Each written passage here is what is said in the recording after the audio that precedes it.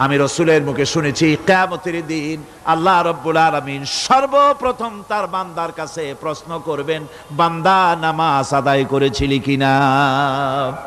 নামাজ সর্বপ্রথম প্রশ্ন। যেরকম সর্বপ্রথম প্রশ্নটা কি? নামাজ।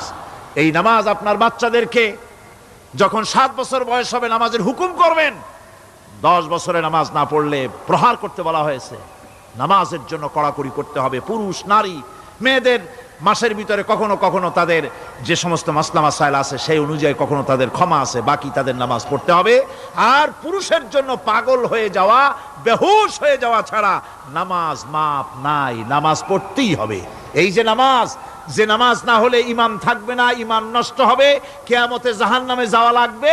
এসব কথা শোনার পর আজকের তাফসীরুল কোরআন মাহফিলে আমরা কি ওয়াদা করতে পারি যে আমরা মালাকুল মউত যতক্ষণ পর্যন্ত আমাদের মাথার কাছে না আসবে